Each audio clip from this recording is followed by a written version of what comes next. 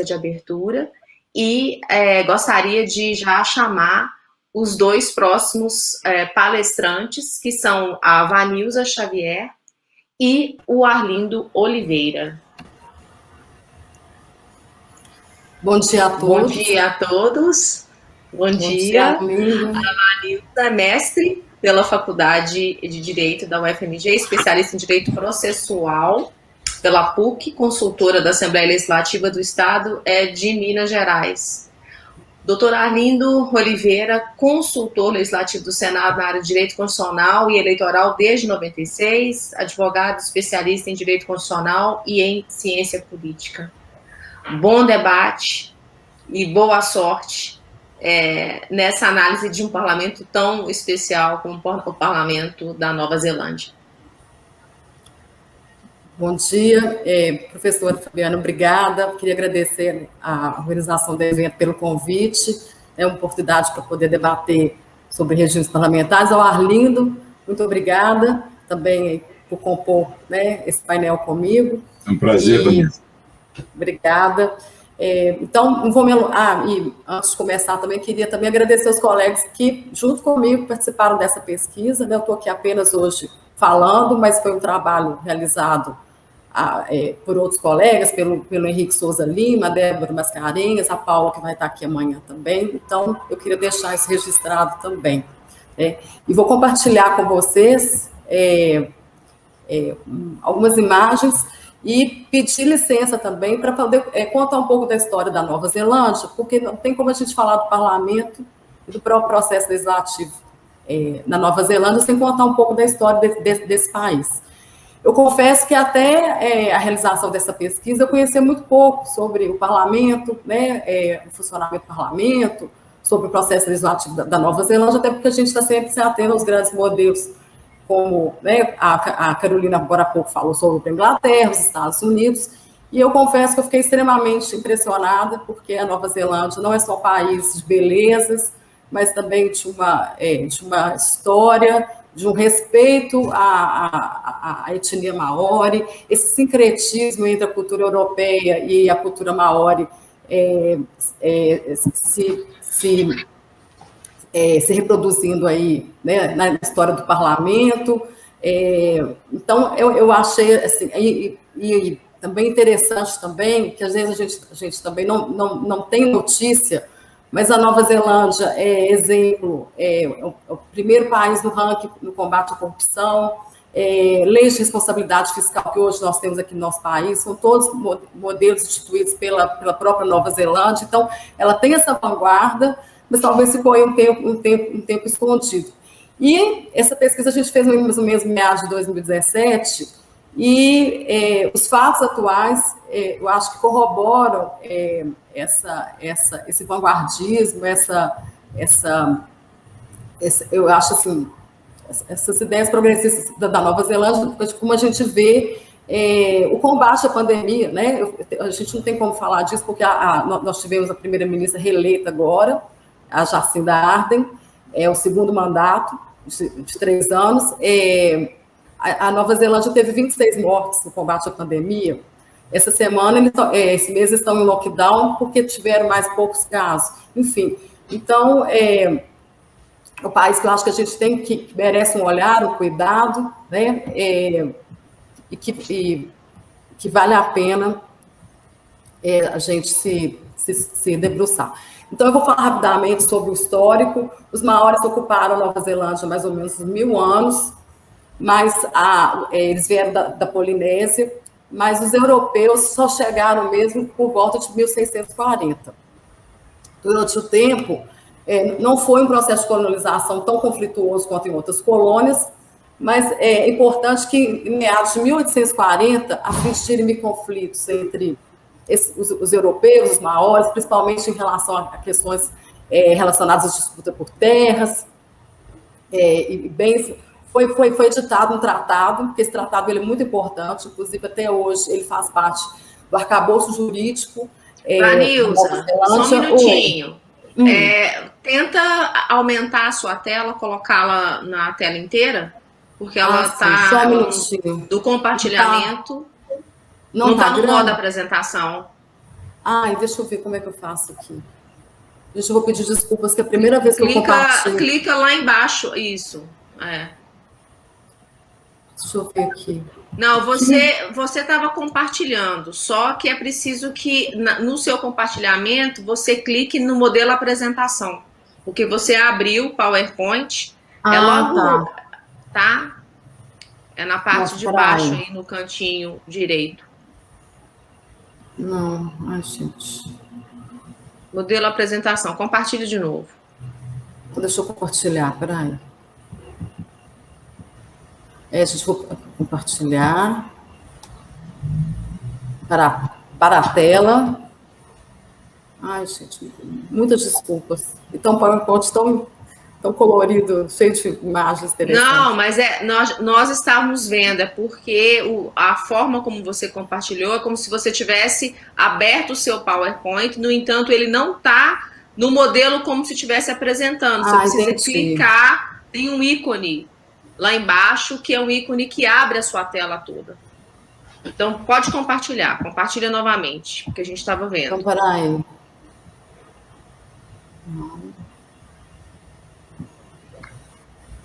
Nós estávamos vendo aí, só que ele estava em tamanho pequeno. Peraí. Então, vamos lá, de novo. Eu não estou conseguindo voltar. Peraí, compartilhar.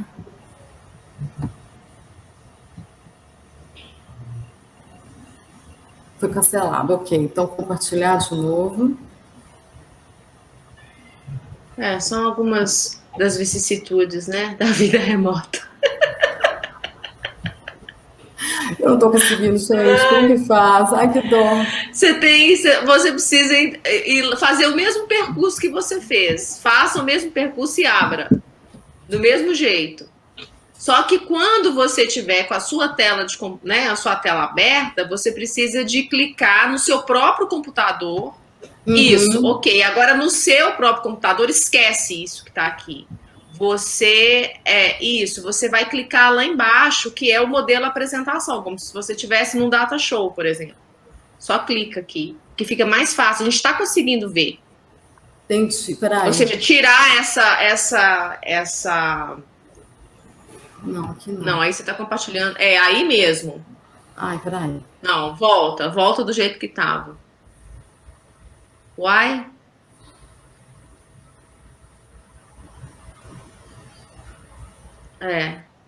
Ela clicou errado, gente.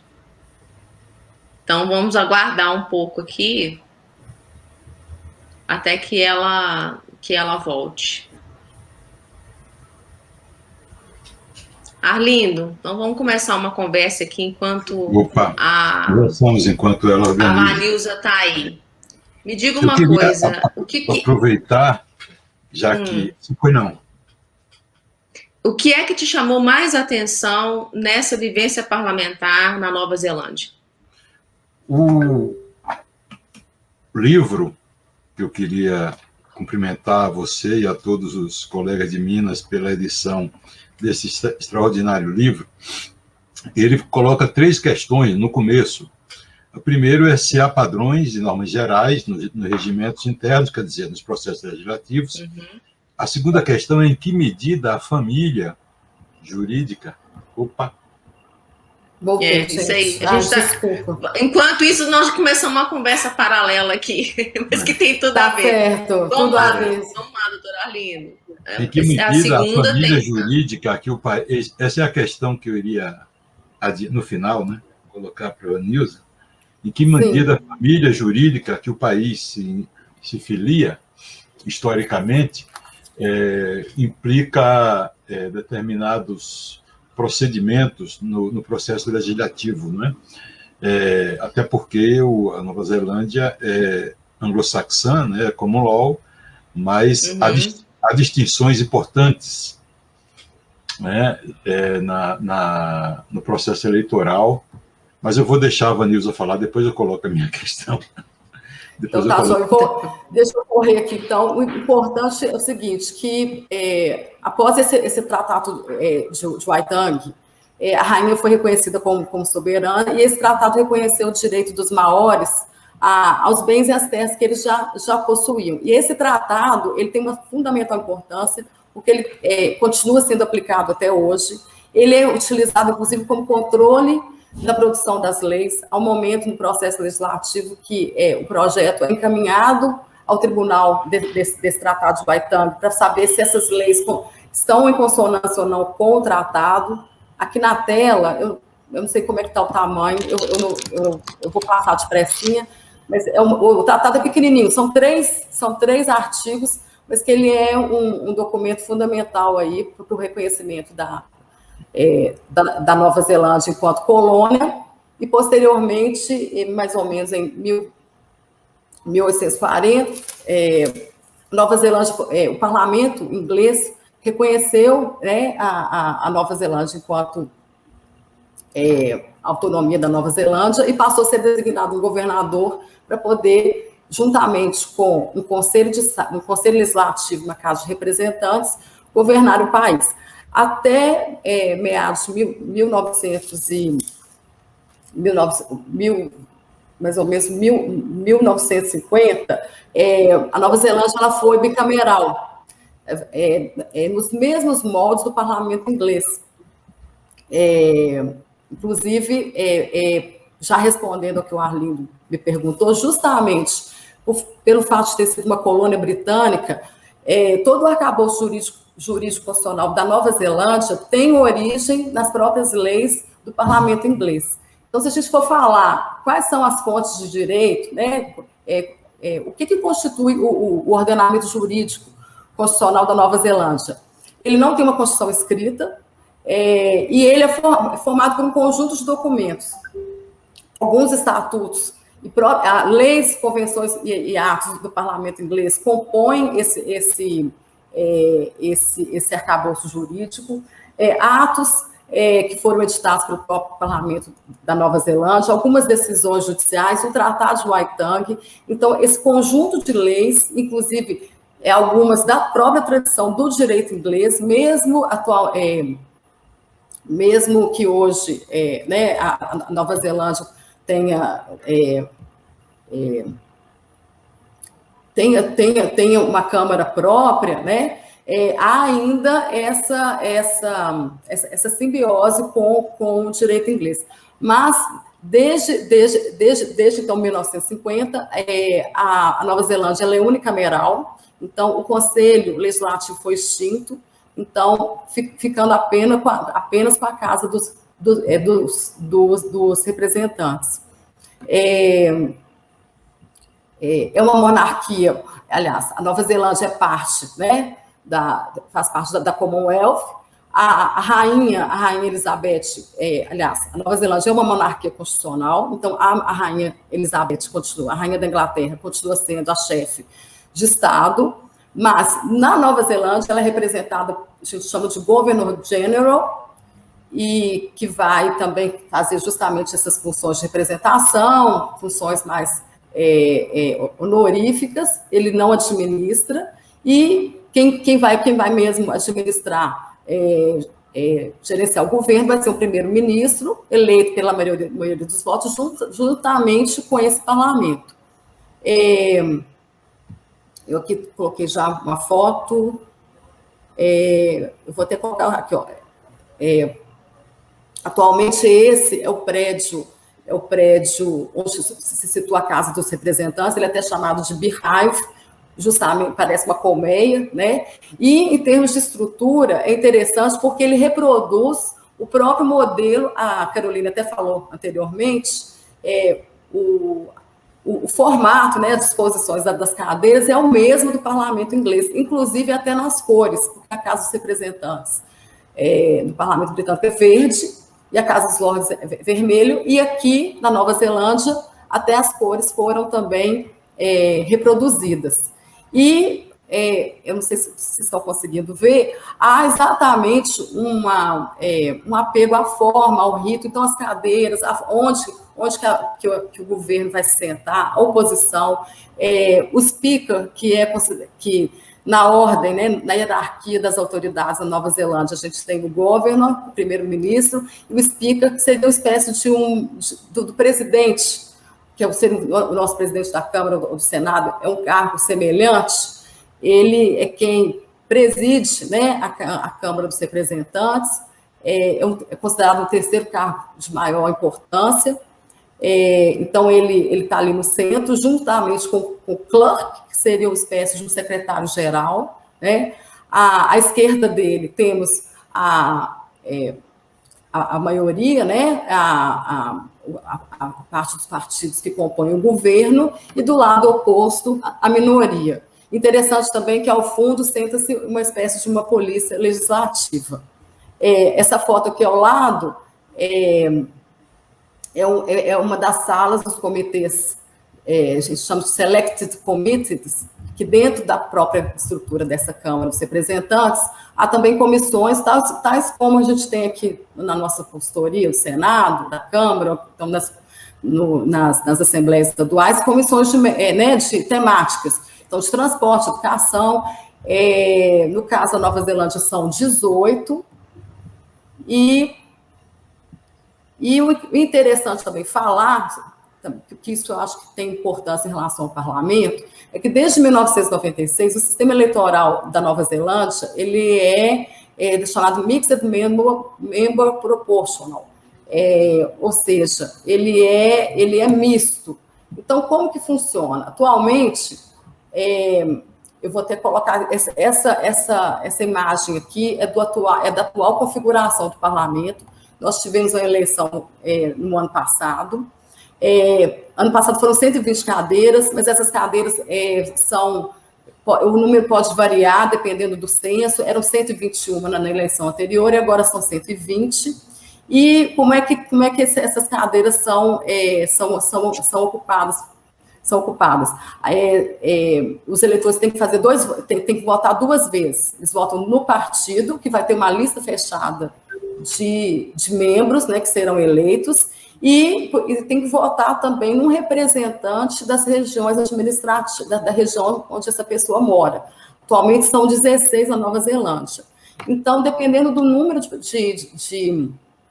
votos que esse partido recebe, é determinada a proporção de cadeiras que ele vai ocupar no parlamento.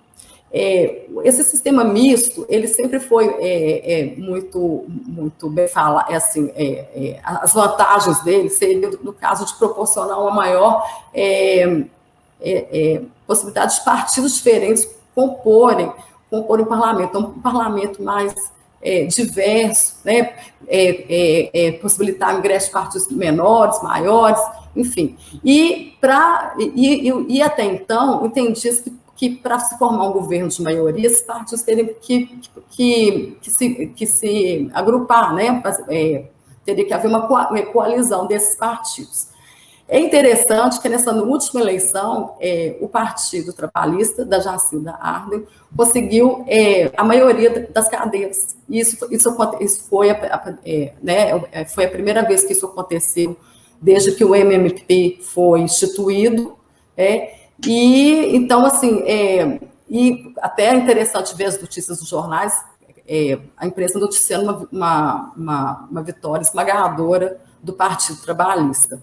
E uma outra coisa que eu acho que vale a pena comentar sobre o parlamento é a diversidade, né? Por exemplo, metade das cadeiras são ocupadas por mulheres.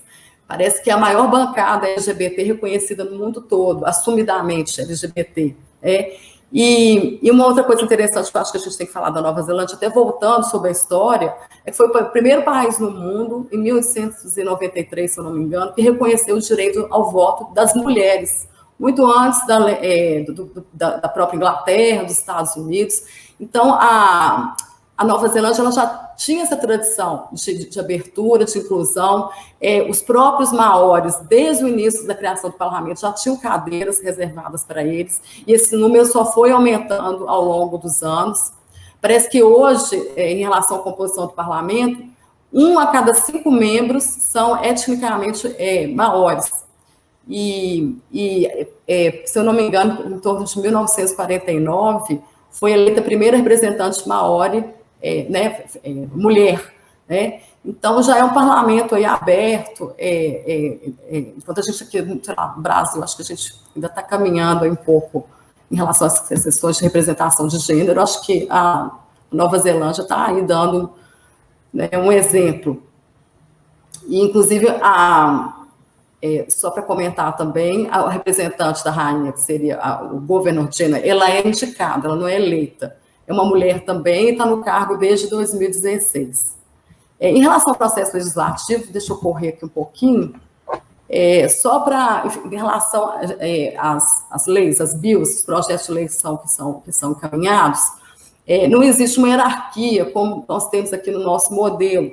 As leis, em termos de hierarquia, são todas, a princípio, iguais. O que diferencia os tipos, né, desses projetos encaminhados aí para votação e apresentação seria, no caso da iniciativa. Então, a gente tem as governance bills, que são aquelas apresentadas pelos membros, né, do gabinete do primeiro-ministro. Então, elas só podem ser apresentadas por membros do parlamento que ocupam essas cadeiras de ministro. Members bills, que seriam, e essas governance, normalmente, obviamente, relacionadas aí a questões de administração, orçamento, típicas aí da administração do Estado.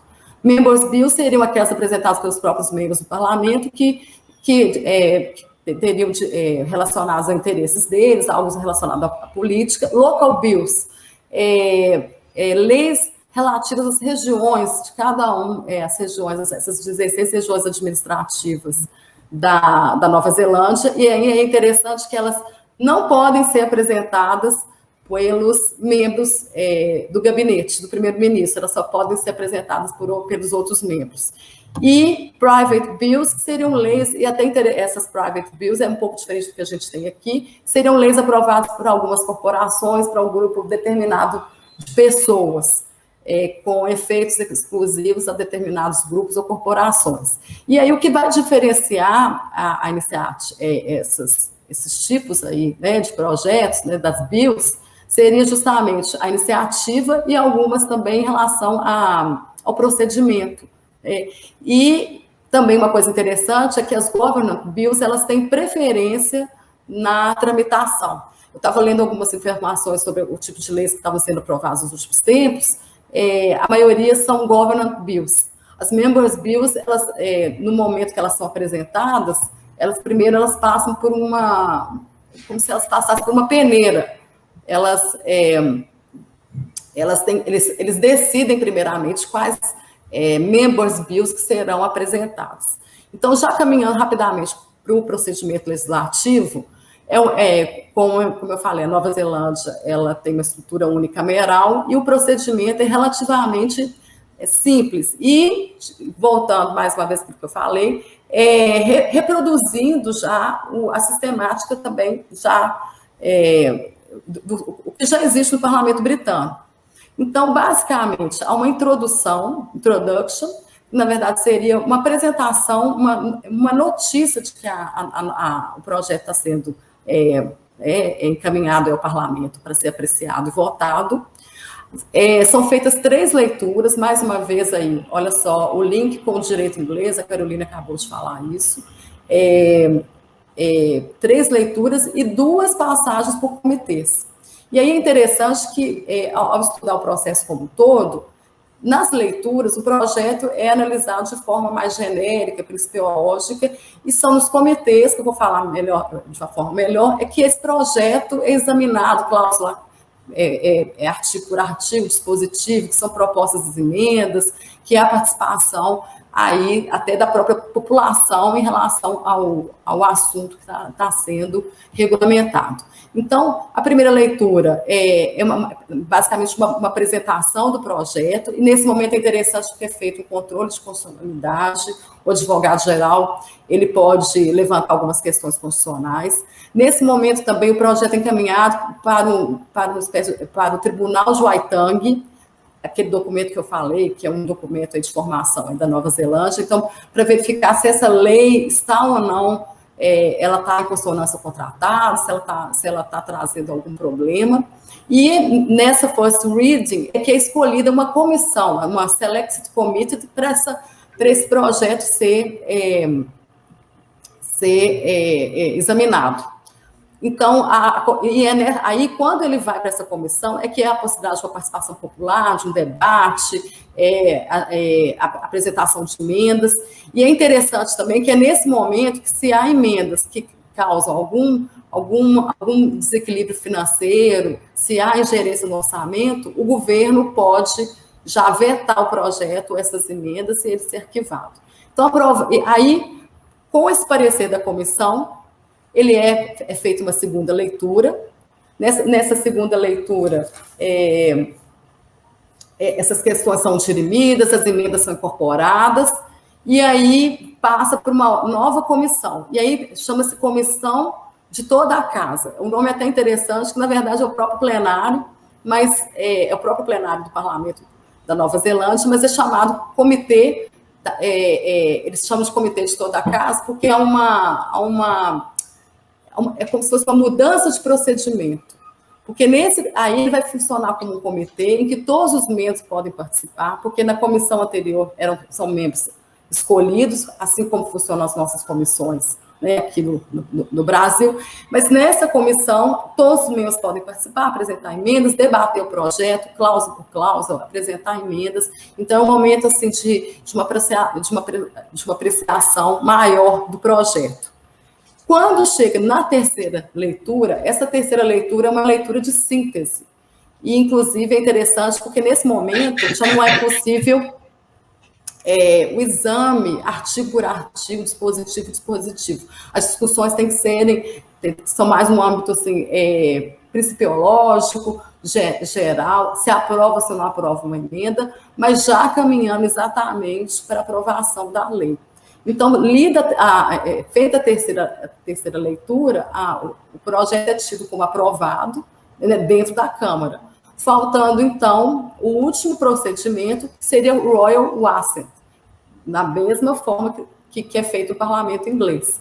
Que, na verdade, é muito mais hoje uma questão formal, seria a chancela real, seria, né, a concordância aí da rainha representada pelo governador-geral. E só para dizer que até então, até hoje, nunca houve uma negativa, né, é muito mais simbólico, porque o que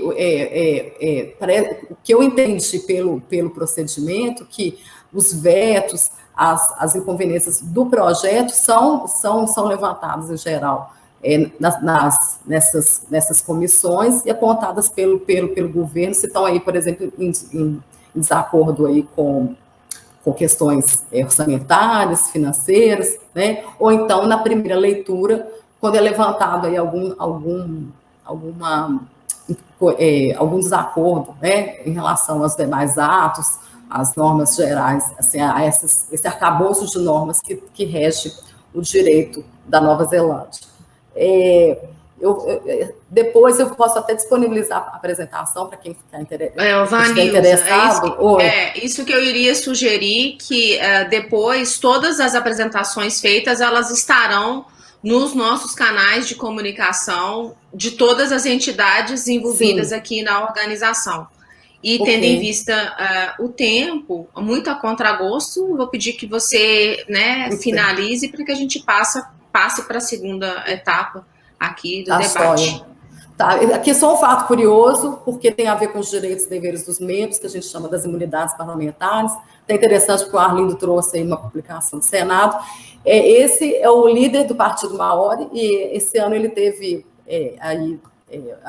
como se diz, em destaque o comportamento, assim, a atuação dele no Congresso, porque no início do ano ele foi impedido de entrar no parlamento neozelandês porque ele estava usando esse colar. Entendeu-se que ele estava ferindo o código de vestimenta da casa, que exigia o uso de gravata. E parece que teve aí uma grande mobilização, e esse código caiu justamente em reconhecimento das tradições maori, né? E isso me chamou a atenção, porque esse é um parlamento já em que há um respeito às tradições maoris, até uma incorporação dos símbolos, né, dentro do próprio edifício. é estranho, né, esse tipo de retaliação. Inclusive, os direitos e deveres dos membros, que está nesse ato aí de 2014, ele tem origem no Bill of Rights também, do parlamento inglês. E uma outra interessante também é que ele recentemente, em desacordo, cantou fez uma dança maior e foi expulso do parlamento, porque se entendeu que não cabia esse tipo de manifestação dentro do parlamento. Então, achei também interessante o fato, porque apesar dessa incorporação, desse respeito, eu não vi isso como... Eu vi o vídeo, não achei que houve nenhum desrespeito à casa, mas, enfim, ele foi exposto no dia pelo speaker. Tá? Então, muito obrigada, desculpa ter me alongado, peço desculpas aí pelas intercorrências aí em relação ao PowerPoint. Obrigada. Olá, gente. Olá, Vanilza. Muito obrigado, Vanilza Xavier, consultora legislativa da Assembleia Legislativa de Minas, que fez essa explanação sobre o funcionamento do parlamento na Nova Zelândia. Eu queria aqui, em primeiro lugar, agradecer a Vanilza por sua exposição e agradecer aos que me convidaram a participar desse diálogo nosso, os colegas do Senado que fizeram o convite, e dizer que aceitei participar disso porque o convite e o livro, excelente livro publicado também pelos colegas de Minas, sobre o processo legislativo no mundo, ele me chamou muita atenção para algumas questões que já fazem parte de nossa preocupação cotidiana. Me veio à mente, entre outros inúmeros livros nessa direção, um livro de referência do processo legislativo no Brasil, do professor Manuel Gonçalves, que me recordo de ter lido na década de 90, sobre a crise da lei, a crise legislativa, a questão da qualidade da lei. Achei interessantíssimo que a Universidade Federal de Minas tenha um observatório sobre a qualidade da lei, né? O professor Manuel Gonçalves dizia, na década de 80, que, em vez de esperar a maturação da regra para promulgá-la, o legislador edita para, na prática, extrair a lição sobre seus defeitos ou inconvenientes. Daí decorre que, quanto mais numerosas são as leis, maior o número de outras leis são exigidas para complementar, explicar, remendar, consertar, etc. Feitas às pressas, para atender a contingência, as leis trazem o estigma da leviandade. Eu me acordei disso porque também todo ano me vem uma preocupação semelhante quando eu vejo na Câmara e no Senado, no nosso jornal, nossas revistas, nossos meio de comunicação, o balanço anual do presidente da Casa, das mesas, diz: aprovamos trocentas leis. E nenhuma palavra sobre aprovamos uma regra, um modelo, um procedimento, um critério, não é? Uma exigência a mais para aperfeiçoar a qualidade de nossa produção legislativa. A qualidade da produção legislativa, que é uma das referências desse livro, em boa hora publicado pela Universidade Federal de Minas e com a participação da consultoria da Assembleia Legislativa de Minas, esse livro coloca no começo, ao dispor sobre diversos regimes, né, diversos sistemas parlamentares, funcionamento de diversos parlamentos, 3 questões que me chamaram a atenção. A primeira, se existem padrões gerais. E acho que isso, na questão da Nova Zelândia, aparece, né? A iniciativa do parlamentar, o exame em comissão, não é? O exame em plenário, a questão da sanção, o procedimento de sanção, embora lá não com veto, né? Como acontece também no regime inglês. E segunda questão é em que medida o sistema jurídico, a família jurídica, em que o país se filia ou historicamente adere, né, esse sistema jurídico, common law, civil law, se é o sistema anglo-saxão ou da Europa continental, como é que ele influencia o funcionamento da casa parlamentar. E esse ponto me parece peculiar na Nova Zelândia, e é a primeira questão que eu ia colocar para a Vanilza, porque o sistema do Common Law, que envolve, em geral, um sistema eleitoral majoritário, voto distrital. E esse sistema eleitoral traz como consequência, quase que necessária, como se vê na Inglaterra, nos Estados Unidos, uma representação parlamentar polarizada, não é? Bipartidária. Entretanto, na Nova Zelândia, houve uma mudança do sistema eleitoral para um sistema eleitoral mais próximo do sistema alemão. Isso importou um parlamento mais plural, mesmo quando o partido majoritário tem uma grande vitória, como foi na última eleição, mas o parlamento é plural, é pluripartidário, e isso traz consequências para o funcionamento da casa. Então, essa é a questão primeira questão que eu colocaria: em que medida o sistema eleitoral proporcional misto, porque misto com distrital, não é? E também em que medida isso se aplica ao regime da equalização da proporção que você mencionou, como acontece na Alemanha, né?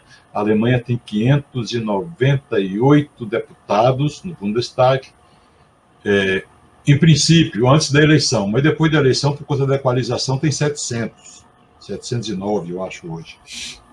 Também lá na Nova Zelândia existe um sistema de equalização, porque o voto que determina a representação do partido é o voto na lista, não é? A questão do comitê de toda a casa, quer dizer, esse comitê que examina o projeto de lei antes da aprovação final, aqui no Brasil não há, mas aqui no Brasil existe a comissão geral, quer dizer, o plenário da casa, a Câmara, do Senado, pode se transformar na comissão geral, que não é exatamente o comitê de toda a casa, porque não são apenas os parlamentares que participam, mas participam também os convidados, né, especialistas ou a sociedade. A outra questão que eles colocavam, Nisa, sobre a questão do funcionamento do parlamento neozelandês, e que me chamou muito a atenção na Inglaterra, especialmente na forma atual, como a nossa colega Carolina falou antes, é a questão da própria organização do parlamento. Você mencionou, na Inglaterra, desde a reforma de Churchill, em 45, o parlamento tem essa característica, que já foi mencionada, do bipartidismo. São dois lados. Quando você senta no parlamento inglês, você senta num lado, você define o seu lado, fica de um lado. E está do lado do governo ou está do lado da oposição. Me chamou também muita atenção, eu também estive lá, o fato de que, deliberadamente, o parlamento, no caso da Casa dos Comuns, né, que tem 650 integrantes, ele foi projetado para caberem menos de 450. Na época, em 45, eu até suponho que as pessoas em 45 eram menores e talvez até menos gordas do que são hoje. Mas em 45, o Churchill, ao propor aquela reforma do parlamento inglês, já era pensando que não coubessem nele, e não cabem mesmo. Aliás, nem em nenhuma das casas do parlamento inglês cabem todos os seus integrantes se eles decidirem comparecer lá ao mesmo tempo. A motivação, está até dito no artigo, bem escrito pelos colegas, é essa mesmo, é dar uma ideia de casa cheia, em que se dá atenção às questões que são discutidas, né? No tema do parlamento inglês, e essa questão de como que se organiza fisicamente o parlamento, né? Porque, em geral, na Europa continental, o parlamento é aquele hemiciclo, né? Um semicírculo, ou então tem a forma meio dessa de sala de aula do parlamento brasileiro. No parlamento, um professor da King's College, que acompanhava a visita ao parlamento inglês, perguntado sobre o que dizer lá para reformar o parlamento inglês, o que você faria, né? Ele mencionou um outro texto que já era lá então discutido, que assim, a primeira providência que faria seria contratar um marceneiro na Inglaterra. Por quê? Em primeiro lugar, porque lá há algum pluripartidarismo. Há o Partido Liberal, havia o partido de extrema-direita, do UKIP, há o Partido Verde que surge, há os partidos regionais, o Partido Escocês, como há a representação pequena de partidos de Gales e de Irlanda do Norte. Então, você não é ou lá ou cá. E até de se perguntar, é isso o melhor? Quer dizer, o bipartidismo, a separação, ou se fica de um lado ou se fica do outro, ou existe a realidade do mundo e dos países comporta um pluralismo maior, não é? Em que medida essa questão E, por último, eu queria colocar também uma questão sobre o funcionamento cotidiano do parlamento inglês, do parlamento neozelandês. Na Inglaterra, e também na França, aliás, há um momento especial no parlamento, que, como foi dito, tanto na explicação do nosso colega canadense, quanto na fala sobre a Inglaterra, são modelos parlamentares, e os parlamentares, os ministros, são membros do parlamento, é que há um momento especial midiático no funcionamento dos parlamentos, pelo menos na França e na Inglaterra, que é o dia das perguntas. Os ministros vão lá e os deputados têm 2 minutos para fazer uma pergunta e o ministro tem 2 minutos para responder. E como é muito curto, é muito midiático. Aqui no Brasil nós temos o pequeno expediente, né, o chamado pinga-fogo, mas só fala o deputado, não há a contraparte da parte do governo, e quando os ministros comparecem, em geral, não comparecem para serem indagados ou questionados, aparecem nas comissões, não em plenário.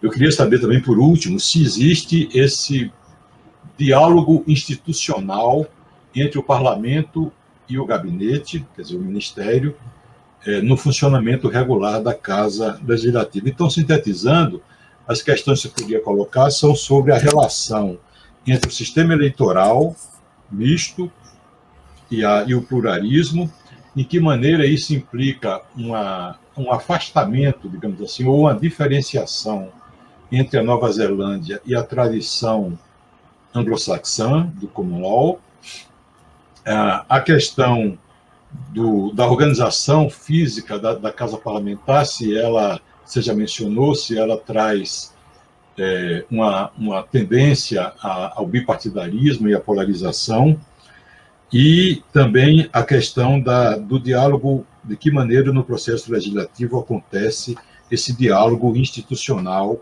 entre os parlamentares, especialmente a oposição, e os membros do parlamento que ocupam a função no Poder Executivo. Queria agradecer e, outra vez, cumprimentar você, Vanilza, por sua explanação. Obrigada. Professora, você quer ver como é que está o nosso tempo? O nosso tempo está esgotado. Eu vou sugerir o seguinte, como nós estamos fazendo, aquelas perguntas que estão sendo feitas e que não são... ou seja, elas não puderam, por algum motivo, serem respondidas aqui, elas estão sendo respondidas nos canais por onde elas foram feitas. Então, eu peço a todos que estão nos ouvindo que prestem atenção e eu vou lhe pedir essa gentileza de responder essas questões nos canais, pode escolher qualquer um deles, para que nós possamos passar para o próximo painel. Eu agradeço bastante a participação, né, de ambos, e... é um parlamento interessante, que tem muito a nos ensinar, inclusive, e já passo, vamos dizer assim, os nossos trabalhos para o próximo painel. E aguardo você lá no bate-papo do canal.